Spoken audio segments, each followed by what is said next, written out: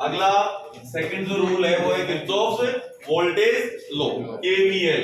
इससे पहले जो पढ़ा था वो था KCL. According to KCL, according to junction rule, the algebraic sum of all currents, algebraic sum of all currents at a junction is equal to 0। ठीक है, और यहां पे क्या होगा ध्यान दीजिए, इस रूल के अकॉर्डिंग ध्यान दीजिए, according to this rule the algebraic sum of all voltages, all potential differences, जितने भी potential difference है उनका सम क्या होगा, 0 होगा। ध्यान दीजिए, the algebraic sum of all PD, all potential differences, ठीक है, in a closed path, in A close path. उस क्लोज पाथ को आप क्या बोल सकते हो, लूप बोल सकते हो। इज क्या होता है, ऑलवेज 0 होता है। ठीक है, यानी कि समीशन V क्या होगा, 0 होगा। उसका फॉर्मूला तो क्या था केसीएल का, समीशन I 0 था, इसमें समीशन V 0 है। ठीक है, अब देखिए समीशन V को अपन को 0 करना है, किस तरह से ये 0 होगा एक एग्जांपल से समझते हैं। और उसके लिए रूल आपको ध्यान रखने पड़ेंगे। पहला जो रूल है इससे लॉ को सोल्व करने का, अगर कहीं पे रेजिस्टेंस आ गया और ये करंट है I, रेजिस्टेंस है R, और अपन सर्किट को सोल्व करते टाइम अगर A से B जा रहे हैं, जैसे किधर जा रहे हैं, A to B जा रहे हैं, तो आपको लेना है सेम डायरेक्शन में अगर जा रहे हैं तो माइनस IR, क्या लेना है, माइनस IR। और अगर B to A गए अपन तो अपोजिट डायरेक्शन में गए तो आपको क्या लेना है, प्लस IR। ठीक है, ये रूल अपन बना रहे हैं, है ना। दूसरा जो रूल है वो क्या है, अगर कहीं पे भी बैटरी आ गई, बैटरी का EMF E है, ठीक है, ये वही पॉइंट दिया मैंने, ये पॉइंट C दिया और ये पॉइंट D दे दिया। अगर आप C से D की तरफ गए, बैटरी का बाद वाला टर्मिनल लेना है, माइनस का E लेना है, और D से C आए तो फिर आपको क्या लेना है, प्लस वाला लेना है। आप इन सारे रूल्स को चेंज भी कर सकते हो। अगर आपने इसको प्लस किया तो ये माइनस होगा, यहाँ पे प्लस होगा, यहाँ माइनस। लेकिन एक ही चीज आपको ध्यान रखनी है, सेम डायरेक्शन में माइनस ले रहे हैं और अपोजिट डायरेक्शन में प्लस। अगर रेजिस्टेंस आता है तो रेजिस्टेंस का voltage V equal to IR होता है। बैटरी का तो EMF खुद ही एक वोल्टेज है, यहाँ वोल्टेज क्या होगा, IR। बैटरी के अंदर हमेशा बाद वाला टर्मिनल, कौन सा वाला, बाद वाला। जैसे आगे गए तो ये प्लस ही आ गया, इधर से आए तो ये आगे गए तो एक बार माइनस ही, C से D गए तो माइनस ही, और D से C आया तो प्लस ही। एक एग्जांपल से ये अच्छी तरह से क्लियर होगा। जैसे किसी भी तरह का एक एग्जांपल ले लिया, रेजिस्टेंस है, ठीक है, यहाँ पे बैटरी लगी हुई है, एक और ये रेजिस्टेंस बना दिया मैंने यहाँ पे, ठीक है, एक ये बैटरी बना दी इस तरह से, है ना, एक ये यहाँ पे रेजिस्टेंस बना दिया, है ना। 3 रेजिस्टेंस है और 2 सेल है। ये रेजिस्टेंस मान लीजिए 5 ओम का है, ये बैटरी जो है, ठीक है, ये 3 वोल्ट की है, ये बैटरी यहाँ पे जो बैटरी है ये 13 वोल्ट की है, ये 2 ओम है, ठीक है, ये 3 ओम है। आपसे क्वेश्चन पूछेगा find current in each resistance, find, ये तो बिल्कुल सिंपल सर्किट लिया है मैंने, है ना। क्वेश्चन क्या है, find current in each resistance. जो इसमें से जाएगा वो इसमें से जाएगा, वही इसमें से जाएगा, तीनों में सेम ही करंट जाएगा। एक की निकाल लो, तीनों की करंट सेम हो जाएगी, है ना। अब ध्यान दीजिए कैसे सोल्व करना है, अपन को केवीएल सीखना है। ये तो सिंपल क्वेश्चन है, अपन इसको बिना केवीएल के भी कर सकते हैं, ठीक है, अभी करके दिखाऊंगा मैं केवीएल कैसे सीखना है। देखिए ये पॉइंट दिया मैंने A, कुछ भी नाम दे दीजिए, B, ये दे दिया C, ये D, ठीक है, ये E, इस तरह से ये पूरा लूप बन गया। एक ही लूप है ये, है ना, A B C D E A। इस लूप का नाम क्या है, A B C D E A।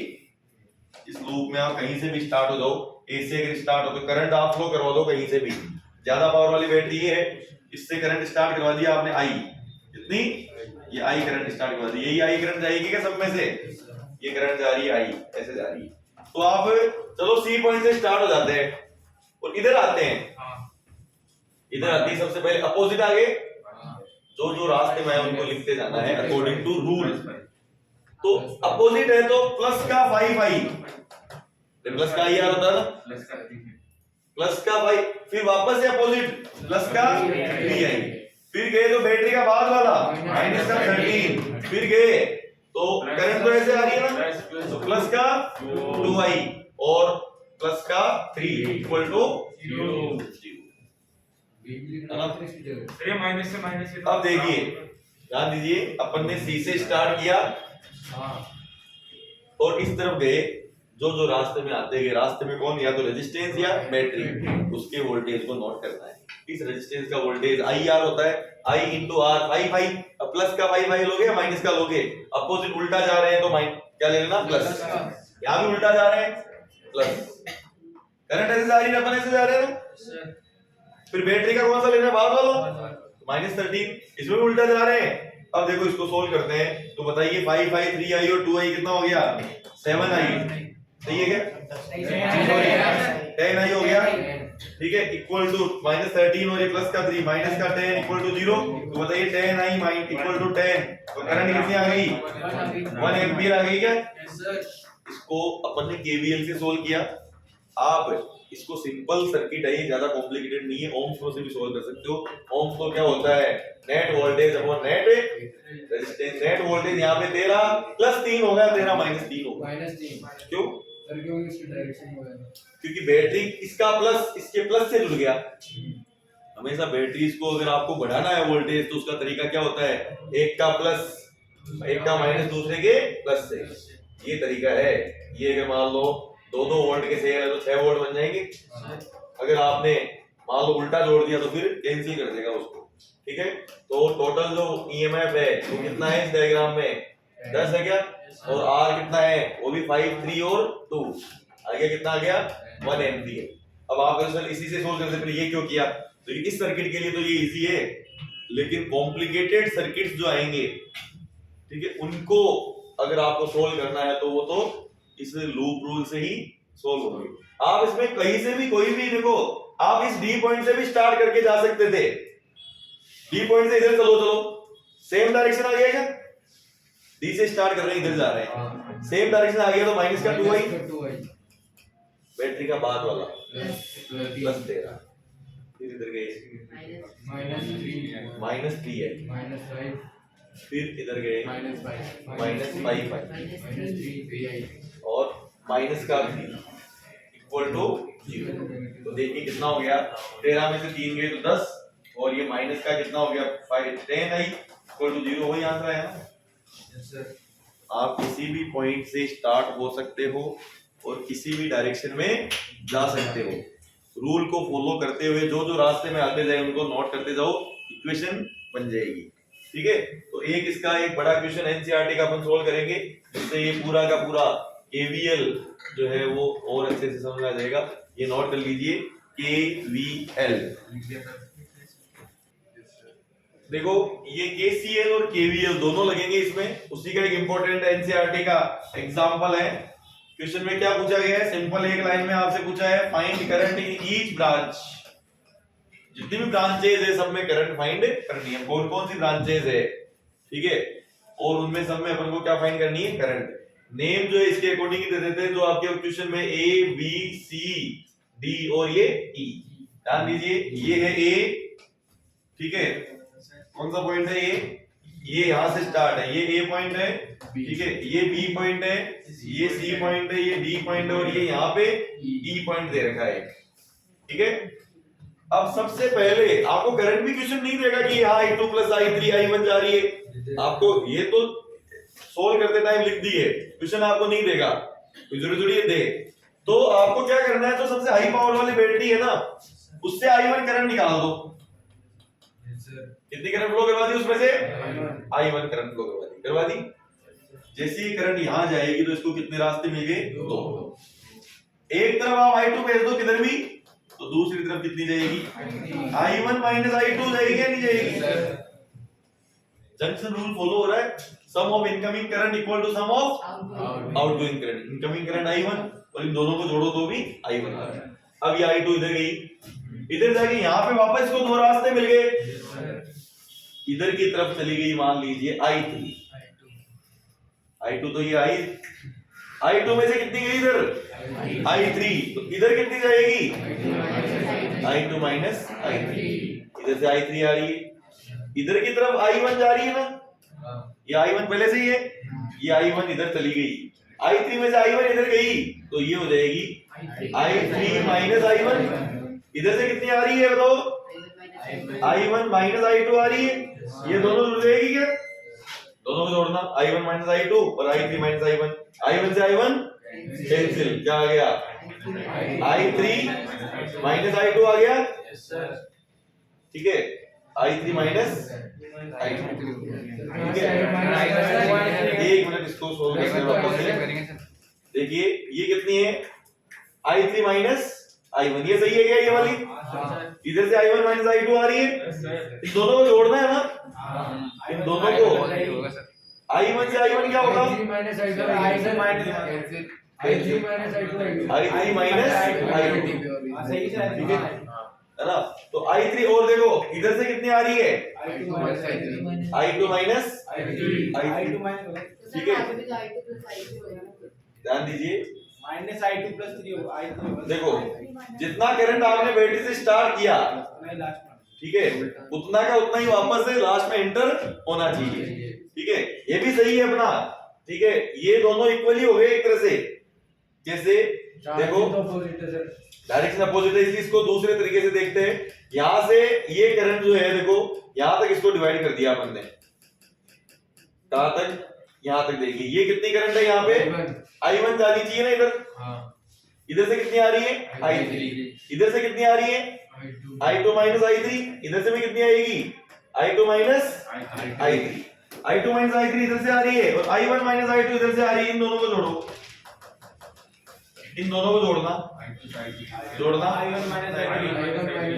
I1 minus I1 minus I3 इधर से I3 इधर से दोनों जुड़ेगी तो I1 बना या नहीं बना, देखो इधर से I1 माइनस I3 और इधर से I3, तो केवल क्या बच गया I1, तो जितना अपन ने बैटरी से निकाला था उतना ही एंटर हो गया, तो इसका मतलब पहले भी हो रहा था, ठीक है पहले इधर से I2 माइनस I3 आ रही थी, इधर से भी I2 माइनस I3, ठीक है हाँ I3 वो डायरेक्शन अपोजिट थी ना इसलिए, ठीक है तो ऐसे आपको करंट इंडिकेट करनी है, इस तरह से आपको क्या ड्रॉ करनी है, करंट्स को इंडिकेट करना है सबसे पहले, ठीक है वापस से बता रहा हूं दूसरे तरीके से भी इसको आप कोई जरूरी नहीं है इधर से I1 लो इधर से लो, कहीं से भी किधर भी भेज सकते हो आप, ठीक है तो अब कैसे करना है ध्यान दो, ये ले लिया पहला लूप,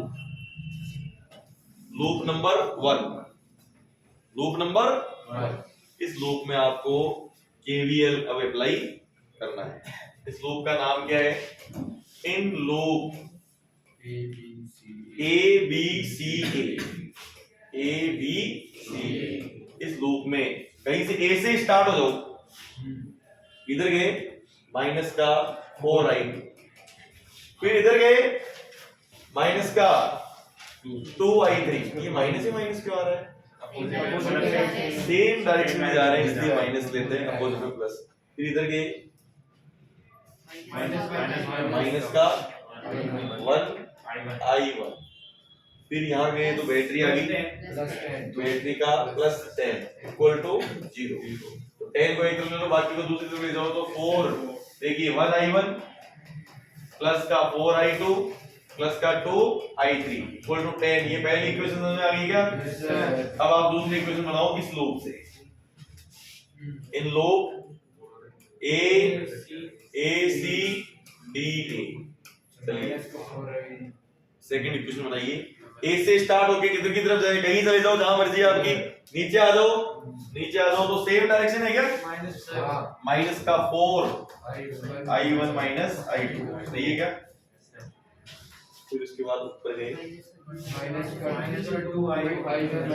I1 माइनस I3, फिर इधर गए माइनस का 1I1 प्लस का 10 इक्वल टू, सोल्व करना पूरे को, माइनस का 4I1 और माइनस का 2I1 और माइनस का I1, माइनस का 7I1 हो गया क्या, I2 कितना हो जाएगा, ये माइनस का 2 और माइनस प्लस का 4, माइनस का 2 माइनस का 2 कहां पे है, सॉरी माइनस का 4i2 4 प्लस का माइनस प्लस का 4i2 i3 बताना -2 प्लस का 2i3 इक्वल टू माइनस का 10 ये आपकी होगी equation number second. Minus common लो। ठीक है, अब देखिए ध्यान दीजिए ये दो इक्वेशंस आ गई।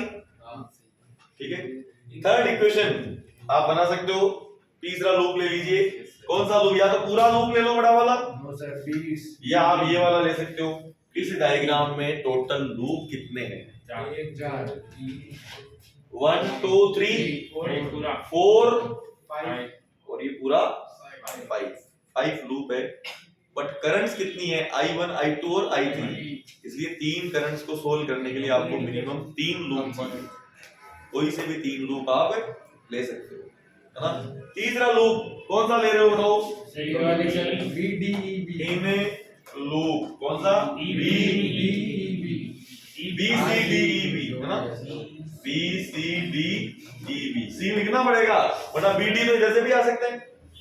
और उधर ए लिखेंगे आप भी ये बता रहे थे सी नहीं लिखा, BDEB ये सही है क्या नेम? BD ये नाम सही है क्या? BDEB कौन सा लूप है ये बताना। दोनों हो सकते हैं दोनों हो सकते हैं। B से D इधर से भी आ सकते हैं इधर से भी आ सकते हैं, इसलिए आपको BCDEB लिखना पड़ेगा। चलिए B से स्टार्ट हो जाए यस सर या और किसी पॉइंट से स्टार्ट हो? नीचे B से स्टार्ट होकर किधर जाए? -2 की तरफ नीचे की तरफ जाए तो माइनस का 2 i3। फिर ये उल्टा आ गया, करंट ऐसे आ रही है, अपन ऐसे जा रहे हैं तो प्लस का 2 i1 माइनस i3 और इधर गए बैटरी में प्लस का 5 इक्वल टू 0। तो इसको सोल्व करेंगे तो 2i1 है ना और माइनस का 4i3 इक्वल टू माइनस का 5। तीसरी इक्वेशन समझ आ गई? यस सर इन तीनों इक्वेशंस को सोल्व करके i1 i2 i3 की वैल्यू आएगी। कैसे आएगी देखिए, फर्स्ट और सेकंड को अगर आप ध्यान से देखोगे दूसरे से माइनस कॉमन लो पहले फिर आएगी तो आप एक काम करो, फर्स्ट में से सेकंड को माइनस कर दो।